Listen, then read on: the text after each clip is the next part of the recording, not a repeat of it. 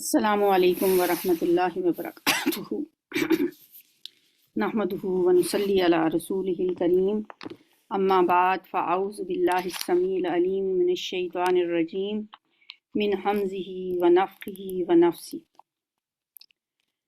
بسم اللہ الرحمن الرحیم 17واں پارہ، اور 17ویں پارے کے آغاز سے سورہ انبیاء کا بھی آغاز ہو رہا ہے۔ سورہ انبیاء مکی صورت ہے، اس میں 7 رکوع ہیں اور 112 آیات ہیں۔ بسم اللہ الرحمن الرحیم، شروع اللہ کے نام سے جو بے انتہا مہربان اور نہایت رحم فرمانے والا ہے۔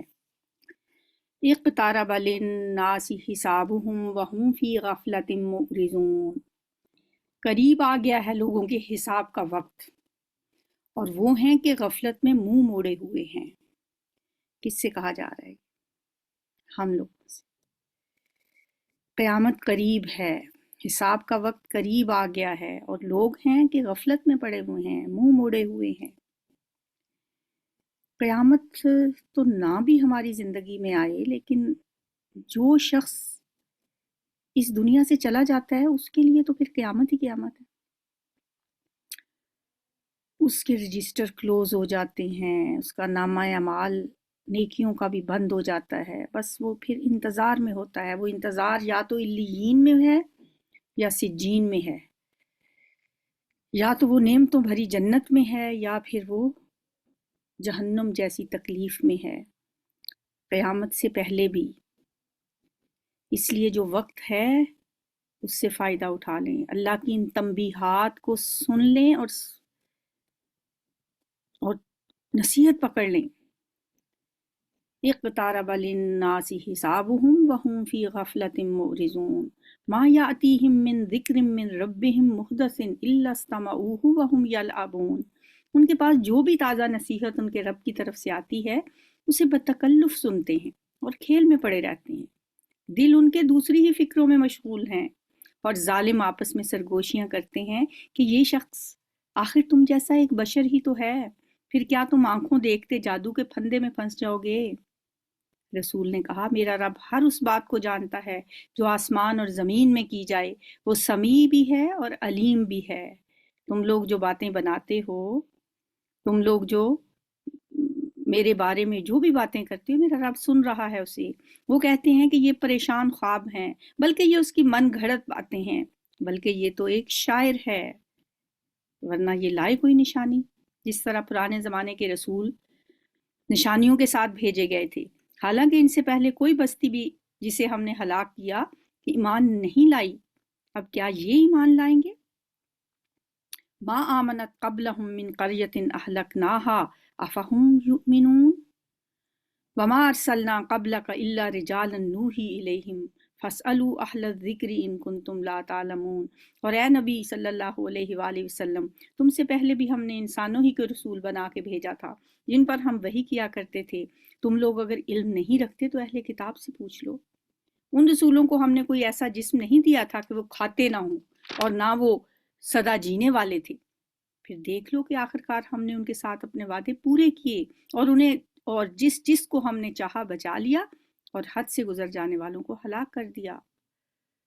لوگو، ہم نے تمہاری طرف ایک ایسی کتاب بھیجی ہے جس میں تمہارا ہی ذکر ہے، کیا تم سمجھتے نہیں ہو؟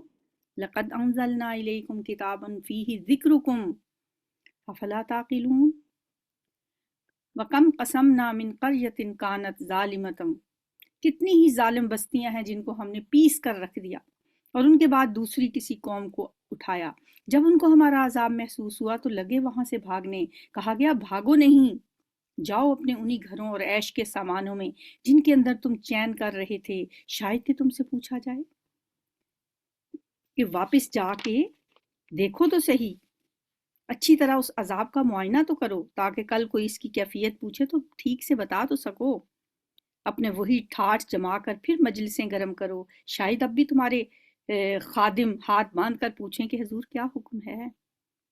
اپنی وہی کونسلیں جماؤ، اپنی کمیٹیاں جمائے بیٹھو، شاید اب بھی تمہارے مشوروں پر دنیا حاضر ہو جائے تم سے پوچھنے کے لیے،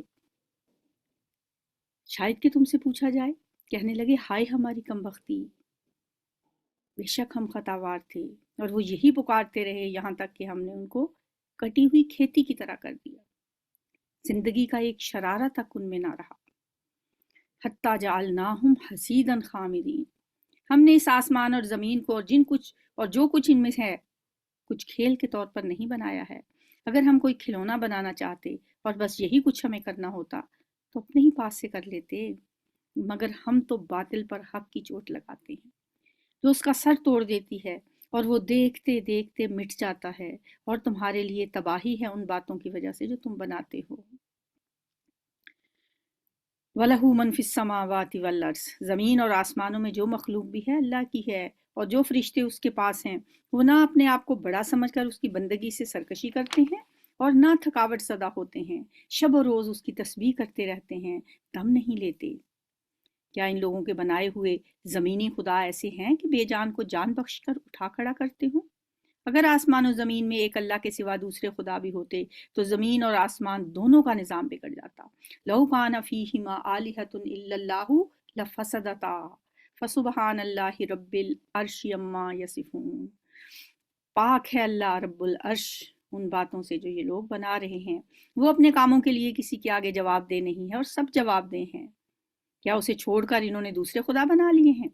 اے نبی صلی اللہ علیہ وسلم ان سے کہو لاؤ اپنی دلیل، یہ کتاب بھی موجود ہے جس میں میرے دور کے لوگوں کے لیے نصیحت ہے، اور وہ کتابیں بھی موجود ہیں جن میں مجھ سے پچھلے لوگوں کے لیے نصیحت تھی، مگر ان میں سے اکثر لوگ حقیقت سے بے خبر ہیں، اس لیے منہ موڑے ہوئے ہیں۔ ہم نے تم سے پہلے جو رسول بھی بھیجا ہے اس کو یہی وحی کی ہے کہ میرے سوا کوئی الہ نہیں، بس تم لوگ میری ہی بندگی کرو۔ انہ لا الہ الا انا فاعبدون۔ یہ کہتے ہیں رحمان اولاد رکھتا ہے، استغفر اللہ، سبحان اللہ، وہ یعنی فرشتے تو بندے ہیں جنہیں عزت دی گئی ہے، یعنی فرشتوں کو یہ اللہ کی بیٹیاں کہتے ہیں، وہ تو بندے ہیں اللہ کے جنہیں عزت دی گئی ہے، اس کے حضور بڑھ کر نہیں بولتے اور بس اس کے حکم پر عمل کرتے ہیں۔ جو کچھ ان کے سامنے ہے اسے بھی وہ جانتا ہے، اور جو کچھ ان سے اوجل ہے اس سے بھی وہ باخبر ہے۔ وہ کسی کی سفارش نہیں کرتے بجز اس کے جس کے حق میں سفارش سننے پر اللہ راضی ہو، اور وہ اس کے خوف سے ڈرتے رہتے ہیں۔ اور جو ان میں سے کوئی کہہ دے کہ اللہ کے سوا میں بھی ایک معبود ہوں تو اسے ہم جہنم کی سزا دیں، ہمارے ہاں ظالموں کا یہی بدلہ ہے۔ کذالک نجزی الظالمین۔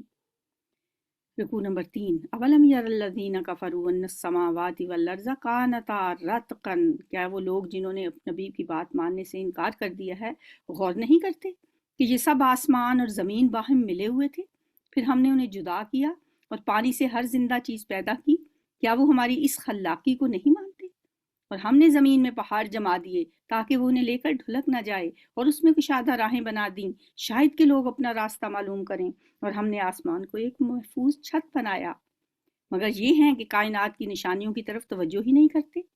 اور وہ اللہ ہی ہے جس نے رات اور دن بنائے اور سورج اور چاند کو پیدا کیا، سب ایک ایک فلک میں تیر رہے ہیں۔ کل فی فلک یسبحون۔ اور اے نبی صلی اللہ علیہ وسلم ہمیشگی تو ہم نے تم سے پہلے بھی کسی انسان کے لیے نہیں رکھی ہے، اگر تم مر گئے تو کیا یہ لوگ ہمیشہ جیتے رہیں گے؟ کل نفس ذائقۃ الموت، ہر جان کو موت کا ذائقہ چکھنا ہے، اور ہم اچھے اور برے حالات میں ڈال کر تم سب کو آزمائش کر رہے ہیں، آخر کار تمہیں ہماری ہی طرف پلٹنا ہے۔ یہ منکرین حق جب تمہیں دیکھتے ہیں تو تمہارا مذاق بنا لیتے ہیں، کہتے ہیں کیا یہ ہے وہ شخص جو تمہارے خداؤں کا ذکر کرتا ہے؟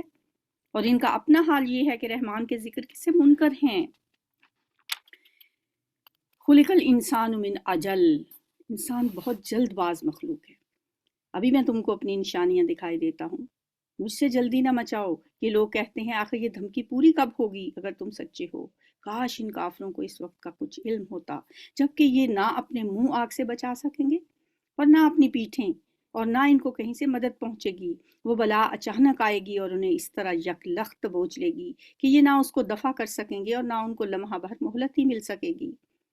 مذاق تم سے پہلے بھی رسولوں کا اڑایا جا چکا ہے، مگر ان کا مذاق اڑانے والے اسی چیز کے پھیر میں آ کر رہے جس کا وہ مذاق اڑاتے رہے تھے۔ رکوع نمبر 4۔ قُلْ مَنْ يَكْلَؤُكُمْ بِاللَّيْلِ وَالنَّهَارِ مِنَ الرَّحْمَٰنِ، اے نبی صلی اللہ علیہ وسلم ان سے کہیے کون ہے جو رات کو یا دن کو تمہیں رحمان سے بچا سکتا ہے؟ مگر یہ اپنے رب کی نصیحت سے منہ موڑ رہے ہیں۔ کیا یہ کچھ ایسے خدا رکھتے ہیں جو ہمارے مقابلے میں ان کی حمایت کریں؟ وہ تو نہ خود اپنی مدد کر سکتے ہیں اور نہ ہماری ہی تائید ان کو حاصل ہے۔ اصل بات یہ ہے کہ ان لوگوں کو اور ان کے آباء و اجداد کو ہم زندگی کا سر و سامان دیے چلے گئے، یہاں تک کہ ان کو دن لگ گئے، مگر کیا انہیں نظر نہیں آتا کہ ہم زمین کو مختلف سمتوں سے گھٹاتے چلے آ رہے ہیں؟ پھر کیا یہ غالب آ جائیں گے؟ ان سے کہہ دو کہ میں تو وحی کی بنا پر تمہیں متنبع کر رہا ہوں، مگر بہرے پکار کو نہیں سنا کرتے جبکہ انہیں خبردار کیا جائے۔ اور اگر تیرے رب کا عذاب ذرا سا انہیں چھو جائے تو ابھی چیخ اٹھیں گے کہ ہائے ہماری کم بختی، بے شک ہم ہی خطاوار تھے۔ وَلَئِن مَسَّتْهُمْ نَفْحَةٌ مِّنْ عَذَابِ رَبِّكَ لَيَقُولُنَّ يَا وَيْلَنَا إِنَّا كُنَّا ظَالِمِينَ وَنَضَعُ الْمَوَازِينَ الْقِسْطَ لِيَوْمِ الْقِيَامَةِ، قیامت کے روز ہم ٹھیک ٹھیک تولنے والے ترازو رکھ دیں گے، پھر کسی شخص پر ذرہ برابر ظلم نہ ہوگا، جس کا رائی کے دانے برابر بھی کچھ کیا دھرا ہوگا وہ ہم سامنے لے آئیں گے، اور حساب لگانے کے لیے ہم کافی ہیں۔ پہلے ہم موسیٰ اور ہارون کو فرقان اور روشنی اور ذکر عطا کر چکے ہیں، ان متقی لوگوں کی بھلائی کے لیے جو بے دیکھے اپنے رب سے ڈریں اور جن کو حساب کی اس گھڑی کا کھٹکا لگا ہوا ہو۔ اور اب یہ بابرکت ذکر ہم نے تمہارے لیے نازل کیا ہے، پھر کیا تم اس کو قبول کرنے سے انکاری ہو؟ افان تم لہو منکرون، رکوع نمبر 5۔ وَلَقَدْ آتَيْنَا إِبْرَاهِيمَ رُشْدَهُ مِن قَبْلُ وَكُنَّا بِهِ عَالِمِينَ، اس سے بھی پہلے ہم نے ابراہیم کو اس کی ہوش مندی بخشی تھی اور ہم اس کو خوب جانتے تھے۔ یاد کرو وہ موقع جب کہ اس نے اپنے باپ اور اپنی قوم سے کہا تھا کہ یہ مورتیں کیسی ہیں جن کے تم لوگ گرویدہ ہو رہے ہو؟ انہوں نے جواب دیا، ہم نے اپنے باپ دادا کو ان کی عبادت کرتے پایا ہے۔ اس نے کہا، تم بھی گمراہ ہو اور تمہارے باپ دادا بھی واضح گمراہی میں پڑے ہوئے تھے۔ انہوں نے کہا، کیا تو ہمارے سامنے اپنے اصلی خیالات پیش کر رہا ہے یا مذاق کرتا ہے؟ اس نے جواب دیا، نہیں، بلکہ واقعتاً تمہارا رب وہی ہے جو زمین اور آسمانوں کا رب ہے اور ان کا پیدا کرنے والا ہے، اس پر میں تمہارے سامنے گواہی دیتا ہوں۔ وَأَنَا عَلَىٰ ذَلِكُم مِّنَ الشَّاهِدِينَ وَتَاللَّهِ لَأَكِيدَنَّ أَصْنَامَكُمْ، اور اللہ کی قسم کھا کے کہا ابراہیم علیہ السلام، اللہ کی قسم میں تمہاری غیر موجودگی میں ضرور تمہارے بتوں کی خبر لوں گا۔ چنانچہ اس نے ان کے ٹکڑے ٹکڑے کر دیے اور صرف ان کے بڑے کو چھوڑ دیا تاکہ شاید وہ اس کی طرف رجوع کریں۔ انہوں نے آ کر بتوں کا یہ حال دیکھا تو کہنے لگے، ہمارے خداؤں کا یہ حال کس نے کر دیا؟ بڑا ہی کوئی ظالم تھا وہ۔ بعض لوگ بولے، ہم نے ایک نوجوان کو ان کا ذکر کرتے ہوئے سنا تھا جس کا نام ابراہیم ہے، انہوں نے کہا تو پکڑ لاؤ اسے سب کے سامنے تاکہ لوگ دیکھ لیں اس کی کیسی خبر لی جاتی ہے۔ ابراہیم کے آنے پر انہوں نے پوچھا، کیوں ابراہیم، تو نے ہمارے خداؤں کے ساتھ یہ حرکت کی ہے؟ اس نے جواب دیا، بلکہ یہ سب کچھ ان کے سردار نے کیا ہے، انہی سے پوچھ لو اگر یہ بولتے ہوں تو۔ الفاظ خود بتا رہے ہیں۔ ابراہیم علیہ السلام نے یہ بات اس لیے کہی تھی کہ لوگ جواب میں خود اس کا اقرار کریں کہ ان کے یہ معبود بالکل بے بس ہیں اور ان سے کسی فعل کی توقع نہیں کی جا سکتی۔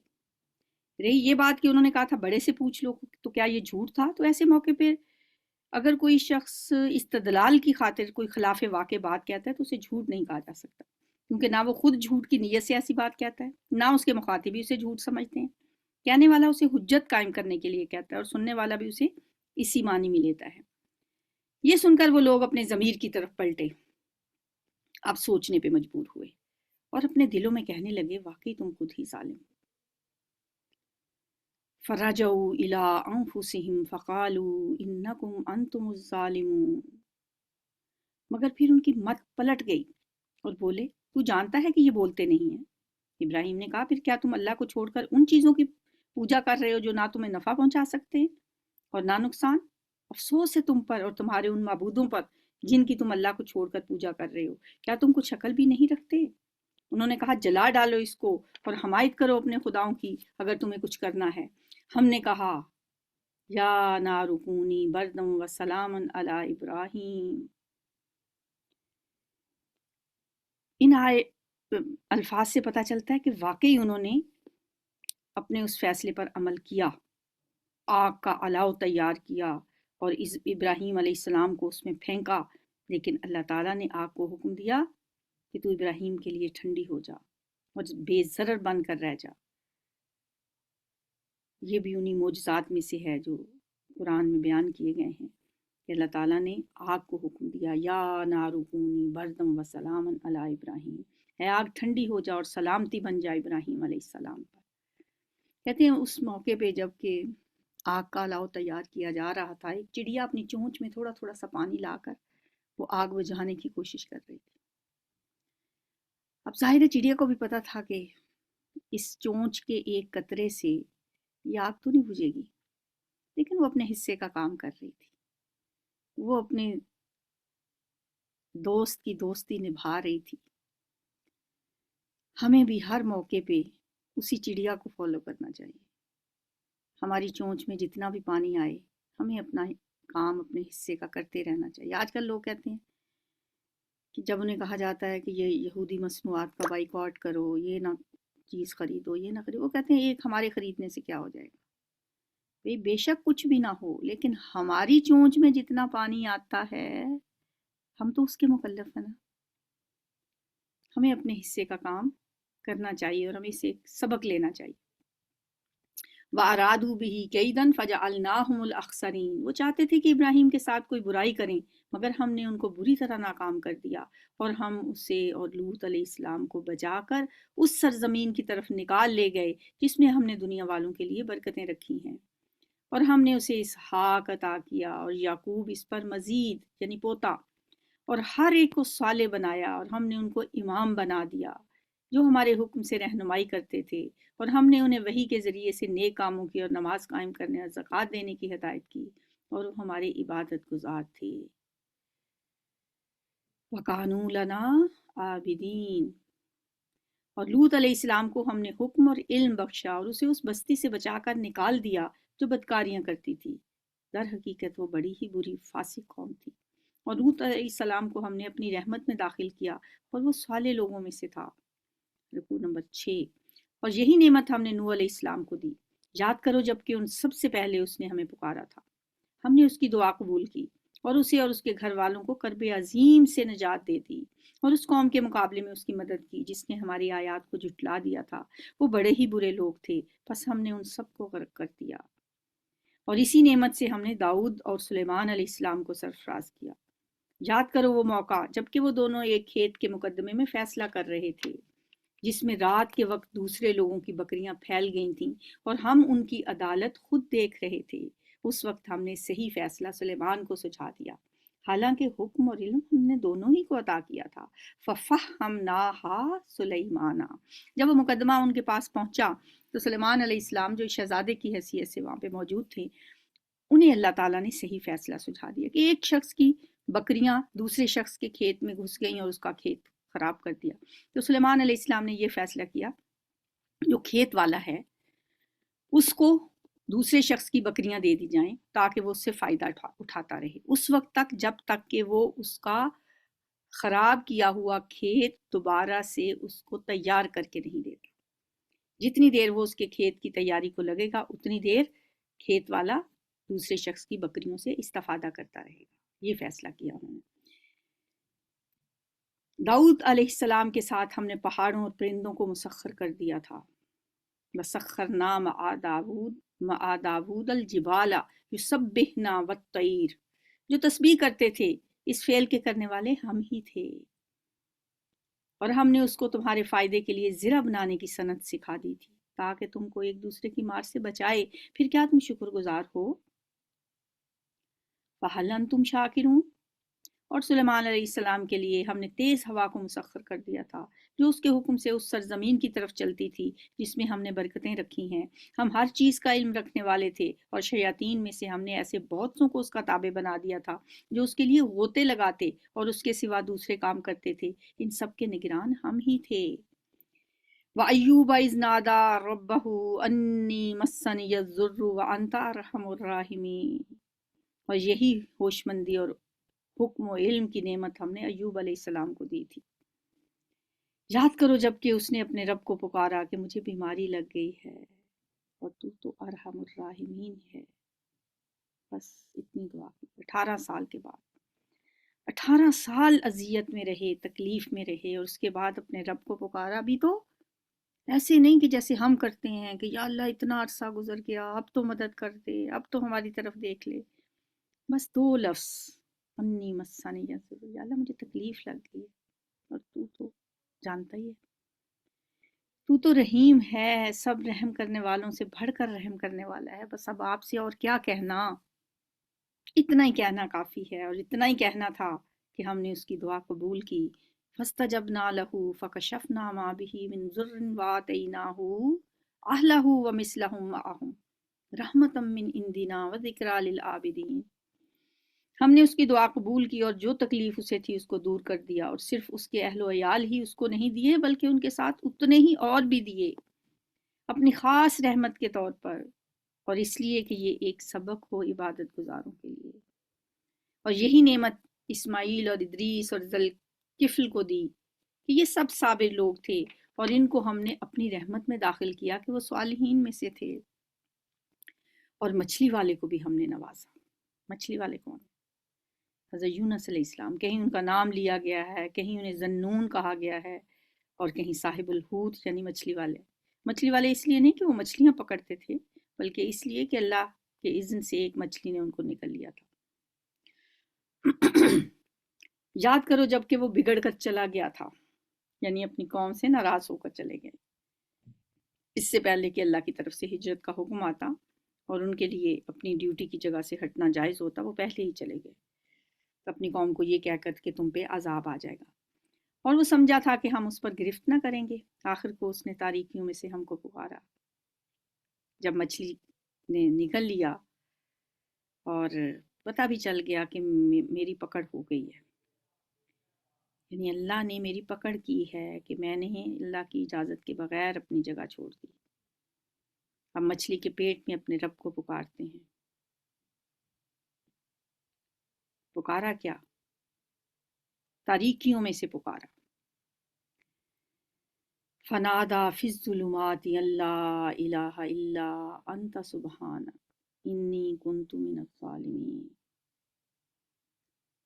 3 تاریکیوں میں، رات کی تاریکی، مچھلی کے پیٹ کی تاریکی، سمندر کی تاریکی، پکارا اللہ تیرے سوا کوئی معبود نہیں، تو پاک ہے، میں ہی قصوروار. اور یہ وہ الفاظ تھے جو اللہ تعالیٰ نے قبول کر لیے. اس لیے ہم لوگ بھی اگر چاہیں کہ ہماری دعا قبول ہو تو ان الفاظ کے ساتھ اللہ کو پکارا کریں، لیکن خود پکارا کریں. ہم نے اور طریقے نکال لیے. ہم کہتے نہیں 1.25 دفعہ پہلے لوگ پڑھیں آ کے بیٹھ کے تو پھر ہم دعا کریں گے. پھر خود پڑھ لیں، خود مانگیں.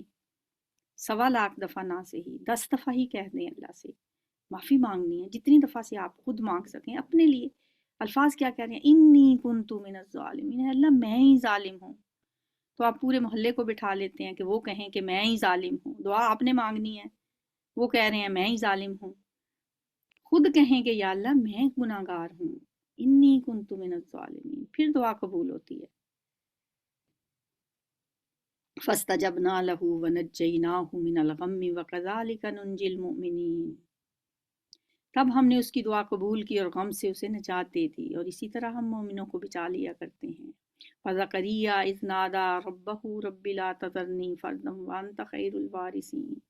اور زکریا کو یاد کرو جب اس نے اپنے رب کو پکارا کہ اے پروردگار مجھے اکیلا نہ چھوڑ، اور بہترین وارث تو ہی ہے. بس ہم نے اس کی دعا قبول کی اور اسے یحییٰ عطا کیا، اور اس کی بیوی کو اس کے لیے درست کر دیا. یہ لوگ نیکی کے کاموں میں دوڑ دھوپ کرتے تھے اور ہمیں رغبت اور خوف کے ساتھ پکارتے تھے اور ہمارے آگے جھکے ہوئے تھے. اور وہ خاتون جس نے اپنی عصمت کی حفاظت کی تھی، واللتی احسنت فرجہا، یعنی حضرت مریم، ہم نے اس کے اندر اپنی روح سے پھونکا اور اسے اور اس کے بیٹے کو دنیا بھر کے لیے نشانی بنا دیا. یہ تمہاری امت حقیقت میں ایک ہی امت ہے. ان هذه امتکم امۃ واحدہ وانا ربکم فاعبدون. اور میں تمہارا رب ہوں، پس تم میری ہی عبادت کرو. مگر یہ لوگوں کی کارستانی ہے کہ انہوں نے آپس میں اپنے دین کو ٹکڑے ٹکڑے کر ڈالا. سب کو ہماری طرف پلٹنا ہے. کل الینا راجعون. رکوع نمبر 7. فمن یعمل من الصالحات وهو مؤمن فلا کفران لسعیہ. پھر جو نیک عمل کرے گا اس حال میں کہ وہ مومن ہو تو اس کے کام کی ناقدری نہ ہوگی، اور اسے ہم لکھ رہے ہیں، اور ممکن نہیں ہے کہ جس بستی کو ہم نے ہلاک کر دیا ہو وہ پھر پلٹ سکے، یہاں تک کہ جب یاجوج اور ماجوج کھول دیے جائیں گے اور ہر بلندی سے وہ نکل پڑیں گے اور وعدہ برحق کے پورا ہونے کا وقت قریب آ لگے گا تو یکا یک ان لوگوں کے دیدے پھٹے کے پھٹے رہ جائیں گے۔ شاخصۃ ابصار الذین کفروا، جنہوں نے کفر کیا تھا کہیں گے ہائے ہماری کم بختی، ہم اس چیز کی طرف سے غفلت میں پڑے ہوئے تھے، بلکہ ہم خطا کار تھے، بل کننا ظالمین، بے شک تم اور تمہارے وہ معبود جنہیں تم اللہ کو چھوڑ کر پوجتے ہو جہنم کا ایندھن ہے، وہیں تمہیں جانا ہے۔ روایات میں آتا ہے کہ اس آیت پر مشرکین کے سرداروں میں سے ایک نے اعتراض کیا کہ اس طرح تو صرف ہمارے ہی معبود نہیں بلکہ مسیح علیہ السلام، عزیر علیہ السلام اور وہ فرشتے بھی جہنم میں جائیں گے جن کی لوگ پوجا کرتے ہیں، کیونکہ دنیا میں ان کی بھی عبادت کی جاتی ہے۔ اس پر نبی صلی اللہ علیہ وسلم نے فرمایا ہاں، ہر وہ شخص جس نے پسند کیا کہ اللہ کے بجائے اس کی بندگی کی جائے وہ ان لوگوں کے ساتھ ہوگا جنہوں نے اس کی بندگی کی، یعنی وہ پھر جائے گا جو چاہتا ہوگا۔ مسیح علیہ السلام تو نہیں چاہتے تھے کہ ان کی بندگی کی جائے، یا فرشتے تو نہیں کہتے کہ ہمیں آپ ہماری پوجا کریں۔ اگر یہ واقعی خدا ہوتے تو وہاں نہ جاتے، اب سب کو ہمیشہ اسی میں رہنا ہے، وہاں وہ پھنکاریں ماریں گے اور حال یہ ہوگا کہ اس میں کان پڑی آواز سنائی نہ دے گی۔ رہے وہ لوگ جن کے لیے ہماری طرف سے بھلائی کا پہلے ہی فیصلہ ہو چکا ہوگا تو وہ یقیناً اس سے دور رکھے جائیں گے، اس کی سرسراہٹ تک نہ سنیں گے، اور وہ ہمیشہ ہمیشہ اپنی پسندیدہ چیزوں کے درمیان رہیں گے۔ وہ انتہائی گھبراہٹ کا وقت ان کو ذرا پریشان نہ کرے گا۔ لا یحزنہم الفزع الاکبر، انتہائی گھبراہٹ کا وقت، فزع اکبر۔ فتتلقاہم الملائکۃ ھذا یومکم الذی کنتم توعدون، اور ملائکہ بڑھ کر ان کو ہاتھوں ہاتھ لیں گے کہ یہ تمہارا وہی دن ہے جس کا تم سے وعدہ کیا جاتا تھا۔ وہ دن کہ جب آسمان کو ہم یوں لپیٹ کر رکھ دیں گے جیسے تومار میں اوراق لپیٹ دیے جاتے ہیں، جس طرح پہلے ہم نے تخلیق کی ابتدا کی تھی اسی طرح ہم پھر اس کا اعادہ کریں گے۔ یہ ایک وعدہ ہے ہمارے ذمے، اور یہ کام بہرحال ہمیں کرنا ہے۔ اور زبور میں ہم نے نصیحت کے بعد لکھ دیا ہے کہ زمین کے وارث ہمارے نیک بندے ہوں گے۔ اس میں ایک بڑی خبر ہے عبادت گزار لوگوں کے لیے، ان فی ھذا لبلاغا لقوم عابدین وما ارسلناک الا رحمۃ للعالمین۔ اے پیغمبر صلی اللہ علیہ وسلم، ہم نے تو آپ کو دنیا والوں کے لیے رحمت بنا کر بھیجا ہے۔ ان سے کہو میرے پاس جو وحی آتی ہے وہ یہ ہے کہ تمہارا خدا صرف ایک خدا ہے، پھر کیا تم سر اطاعت جھکاتے ہو؟ اگر وہ منہ پھیر لیں تو کہہ دو کہ میں نے اعلان تمہیں خبردار کر دیا ہے، اب یہ میں نہیں جانتا کہ وہ چیز جس کا تم سے وعدہ کیا جا رہا ہے قریب ہے یا دور۔ اللہ وہ باتیں بھی جانتا ہے جو بآواز بلند کہی جاتی ہیں، اور وہ بھی جو تم چھپا کر کرتے ہو۔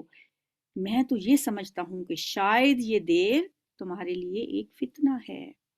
وَإِنْ أَدْرِي لَعَلَّهُ فِتْنَةٌ لَكُمْ وَمَتَاعٌ إِلَىٰ حِینٍ، اور تمہیں ایک وقت خاص تک کے لیے مزے کرنے کا موقع دیا جا رہا ہے۔ قَالَ رَبِّ احْكُم بِالْحَقِّ وَرَبُّنَا الرَّحْمَٰنُ الْمُسْتَعَانُ عَلَىٰ مَا تَصِفُونَ۔ آخر کار رسول نے کہا کہ اے میرے رب، حق کے ساتھ فیصلہ کر دے، اور لوگو تم جو باتیں بناتے ہو ان کے مقابلے میں ہمارا رب رحمان ہی ہمارے لیے مدد کا سہارا ہے۔ سورۃ الحج مدنی صورت ہے، 10 رکوع ہیں، 78 آیات ہیں۔ بسم اللہ الرحمن الرحیم، شروع اللہ کے نام سے جو بے انتہا مہربان اور نہایت رحم فرمانے والا ہے۔ یا ایھا الناس اتقوا ربکم ان زلزلۃ الساعۃ شیء عظیم، لوگوں اپنے رب کے غضب سے بچو، حقیقت یہ ہے کہ قیامت کا زلزلہ بڑی ہولناک چیز ہے۔ استغفر اللہ، جس روز تم اسے دیکھو گے حال یہ ہوگا کہ ہر دودھ پلانے والی اپنے دودھ پیتے بچے سے غافل ہو جائے گی، اور ہر حاملہ کا حمل گر جائے گا، اور لوگ تمہیں مدہوش نظر آئیں گے حالانکہ وہ نشے میں نہیں ہوں گے، بلکہ اللہ کا عذاب ہی کچھ ایسا سخت ہوگا۔ وَلَٰكِنَّ عَذَابَ اللَّهِ شَدِيدٌ وَمِنَ النَّاسِ مَن يُجَادِلُ فِي اللَّهِ بِغَيْرِ عِلْمٍ وَيَتَّبِعُ كُلَّ شَيْطَانٍ مَرِيدٍ۔ بعض لوگ ایسے ہیں جو علم کے بغیر اللہ کے بارے میں بحثیں کرتے ہیں اور ہر شیطان سرکش کی پیروی کرنے لگتے ہیں، حالانکہ اس کے تو نصیب ہی میں یہ لکھا ہے کہ جو اس کو دوست بنائے گا اسے وہ گمراہ کر کے چھوڑے گا اور عذاب جہنم کا راستہ دکھائے گا۔ لوگو، اگر تمہیں زندگی بعد موت کے بارے میں کچھ شک ہے تو تمہیں معلوم ہو کہ ہم نے تمہیں مٹی سے پیدا کیا، پھر نطفے سے، پھر خون کے لوتھڑے سے، پھر گوشت کی بوٹی سے جو شکل والی بھی ہوتی ہے اور بے شکل بھی۔ یہ ہم اس لیے بتا رہے ہیں تاکہ تم پر حقیقت واضح کر دیں۔ ہم جس نطفے کو چاہتے ہیں ایک خاص وقت تک رحموں میں ٹھہرائے رکھتے ہیں، پھر تمہیں ایک بچے کی صورت میں نکال لاتے ہیں، پھر تمہیں پرورش کرتے ہیں تاکہ تم اپنی جوانی کو پہنچو، اور تم میں سے کوئی پہلے ہی واپس بلا لیا جاتا ہے اور کوئی بدترین عمر کی طرف پھیر دیا جاتا ہے۔ اے اللہ، ہم بدترین عمر کی طرف پھیر دیے جانے سے تیری پناہ مانگتے ہیں، تاکہ سب کچھ جاننے کے بعد پھر کچھ نہ جانے۔ یا علامہ لکئی لا یعلم من بعد علم شیئا، یہی حال ہوتا ہے نا، پھر انسان اپنے بارے میں بھی نہیں جانتا، بالکل بچوں کی طرح ہو جاتا ہے۔ اور تم دیکھتے ہو کہ زمین سوکھی پڑی، پھر جہاں ہم نے اس پر پانی برسایا کہ یکا یک وہ لہلہا اٹھی اور پھول گئی، اور اس نے ہر قسم کی خوش منظر نباتات اگلنی شروع کر دیں۔ یہ سب کچھ اس وجہ سے ہے کہ اللہ ہی حق ہے اور وہ مردوں کو زندہ کرتا ہے اور وہ ہر چیز پہ قادر ہے۔ جو اللہ مردہ پڑی زمین کو ایک دم زندگی عطا کر دیتا ہے، وہ زمین میں سے ایسے ہی مردوں کو بھی اٹھا لے گا۔ وَأَنَّ السَّاعَةَ آتِيَةٌ لَا رَيْبَ فِيهَا وَأَنَّ اللَّهَ يَبْعَثُ مَن فِي الْقُبُورِ۔ یہ منظر تم روزانہ دیکھتے ہو، تو پھر کیوں یقین نہیں کرتے کہ قیامت بھی آئے گی؟ قیامت کی گھڑی آ کے رہے گی، اس میں کسی شک کی گنجائش نہیں، اور اللہ ضرور ان لوگوں کو اٹھائے گا جو قبروں میں جا چکے ہیں۔ بعض اور لوگ ایسے ہیں جو کسی علم اور ہدایت اور روشنی بخشنے والی کتاب کے بغیر گردن اکڑائے ہوئے اللہ کے بارے میں جھگڑتے ہیں تاکہ لوگوں کو راہ خدا سے بھٹکا دیں۔ ایسے شخص کے لیے دنیا میں رسوائی ہے، اور قیامت کے روز اس کو ہم آگ کے عذاب کا مزہ چکھائیں گے۔ یہ ہے تیرا وہ مستقبل جو تیرے اپنے ہاتھوں نے تیرے لیے تیار کر رکھا ہے۔ ذَلِكَ بِمَا قَدَّمَتْ يَدَاكَ وَأَنَّ اللَّهَ لَيْسَ بِظَلَّامٍ لِّلْعَبِيدِ۔ ورنہ اللہ اپنے بندوں پر ظلم کرنے والا نہیں ہے۔ رکوع نمبر 9۔ وَمِنَ النَّاسِ مَن يَعْبُدُ اللَّهَ عَلَى حَرْفٍ۔ اور لوگوں میں کوئی ایسا بھی ہے جو کنارے پر رہ کر اللہ کی بندگی کرتا ہے، یعنی کفر و اسلام کی سرحد پہ کھڑا ہو کر بندگی کرتا ہے، جیسے ایک مذبذب آدمی کسی فوج کے کنارے پر کھڑا ہو، اگر فتح ہوئی تو فوراً ساتھ آ کے مل گیا، اور شکست ہوتی دیکھے تو چپکے سے وہاں سے کھسک جائے۔ اگر فائدہ ہوا تو مطمئن ہو گیا، اور جو کوئی مصیبت آ گئی تو الٹا پھر گیا، اس کی دنیا بھی گئی اور آخرت بھی۔ یہ ہے صریح خسارہ۔ پھر وہ اللہ کو چھوڑ کر ان کو پکارتا ہے جو نہ اس کو نقصان پہنچا سکتے ہیں نہ فائدہ۔ یہ ہے گمراہی کی انتہا۔ ذالک هو الخسران المبین۔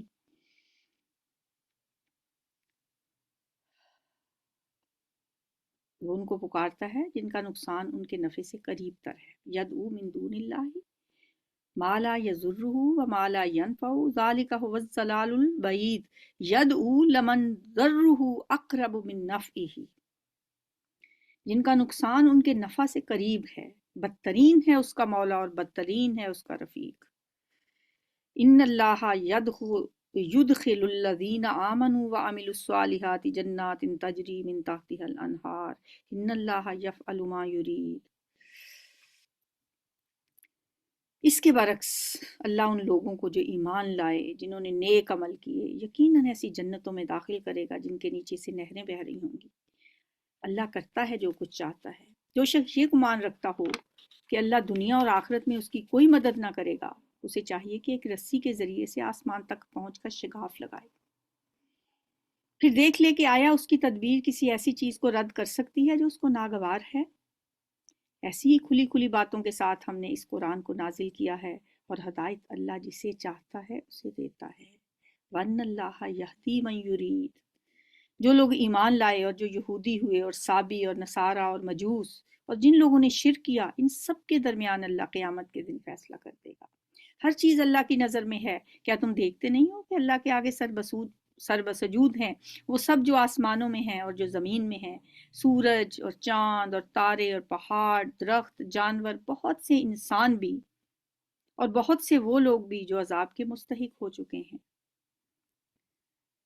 اور جسے اللہ ذلیل و خوار کر دے اسے پھر کوئی عزت دینے والا نہیں ہے۔ اللہ کرتا ہے جو کچھ چاہتا ہے۔ ان اللہ یفعل ما یشاء۔ ہذان خصمان اختصموا فی ربہم۔ یہ دو فریق ہیں جن کے درمیان اپنے رب کے معاملے میں جھگڑا ہے۔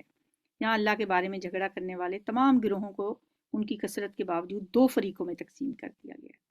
ایک فریق وہ جو انبیاء کی بات مان کر خدا کی صحیح بندگی کرتا ہے، دوسرا وہ جو ان کی بات نہیں مانتا اور کفر کی راہ اختیار کرتا ہے، خواہ اس کے اندر آپس میں کتنے ہی اختلافات ہوں اور اس کے کفر کے نے کتنی ہی مختلف صورتیں اختیار کر لی ہوں۔ یہ دو فریق ہیں جن کے درمیان اپنے رب کے معاملے میں جھگڑا ہے۔ ان میں سے وہ لوگ جنہوں نے کفر کیا ان کے لیے آگ کے لباس کاٹے جا چکے ہیں۔ قطعت لهم ثياب من نار يصب من فوق رؤوسهم الحمیم۔ استغفر اللہ۔ ان کے سروں پر کھولتا ہوا پانی ڈالا جائے گا جس سے ان کی کھالیں ہی نہیں پیٹ کے اندر کے حصے تک گل جائیں گے۔ یسحر به ما فی بطونهم والجلود، اور ان کی خبر لینے کے لیے لوہے کے گرز ہوں گے۔ استغفر اللہ۔ اللہم لا تجعلنا منہم، اللہم لا تجعلنا منہم، اللہم لا تجعلنا منہم۔ کلما ارادوا ان یخرجوا منہا من غم اعیدوا فیہا وذوقوا عذاب الحریق۔ جب کبھی وہ گھبرا کر جہنم سے نکلنے کی کوشش کریں گے پھر اسی میں دھکیل دیے جائیں گے کہ چکھو اب جلنے کی سزا کا مزہ۔ ان اللہ یدخل الذین آمنوا وعملوا الصالحات جنات تجری من تحتها الانہار۔ یہ اللہ کا طریقہ ہے، عذاب کی بات کر کے، جہنم کی بات کر کے پھر جنت کا تذکرہ بھی کیا جاتا ہے۔ دوسری طرف جو لوگ ایمان لائے، جنہوں نے نیک عمل کیے، انہیں اللہ ایسی جنتوں میں داخل کرے گا جن کے نیچے نہریں بہہ رہی ہوں گی۔ وہاں وہ سونے کے کنگنوں اور موتیوں سے آراستہ کیے جائیں گے اور ان کے لباس ریشم کے ہوں گے۔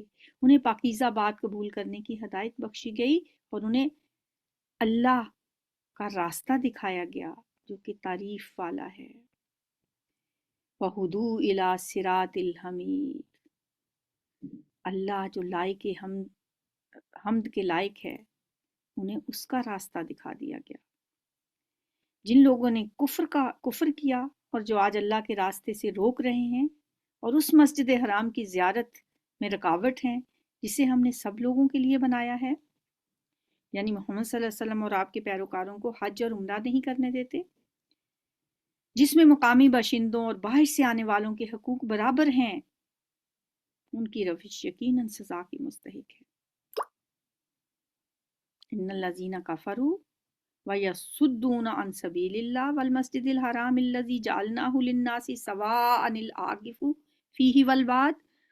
وہ تو سب کے لیے ہے، چاہے کوئی باہر سے آنا والا ہو، چاہے کہ وہاں کا مقامی باشندہ ہو۔ یہ لوگ پھر سزا کے مستحق ہیں۔ اس مسجد حرام میں جو بھی راستے سے ہٹ کر ظلم کا طریقہ اختیار کرے گا اسے ہم دردناک عذاب کا مزہ چکھائیں گے۔ یاد کرو وہ وقت جب کہ ہم نے ابراہیم کے لیے اس گھر کی جگہ تجویز کی تھی، اس ہدایت کے ساتھ کہ میرے ساتھ کسی چیز کو شریک نہ کرو اور میرے گھر کو طواف کرنے والوں اور قیام اور رکوع اور سجود کرنے والوں کے لیے پاک رکھو اور لوگوں کو حج کے لیے اذن عام دے دو۔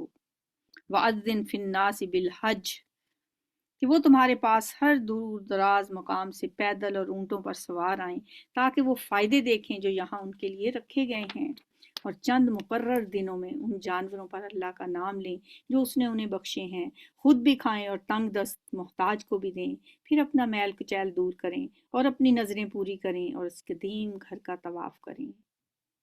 یہ تھا تعمیر کعبہ کا مقصد، اور جو کوئی اللہ کی قائم کردہ حرمتوں کا احترام کرے تو یہ اس کے رب کے نزدیک خود اسی کے لیے بہتر ہے۔ اور تمہارے لیے مویشی جانور حلال کر دیے گئے سوائے ان چیزوں کے جو تمہیں بتائی جا چکی ہیں، پس بتوں کی گندگی سے بچو، جھوٹی باتوں سے پرہیز کرو، یکسو ہو کر اللہ کے بندے بنو، اس کے ساتھ کسی کو شریک نہ کرو، اور جو کوئی اللہ کے ساتھ شرک کرے تو گویا وہ آسمان سے گر گیا۔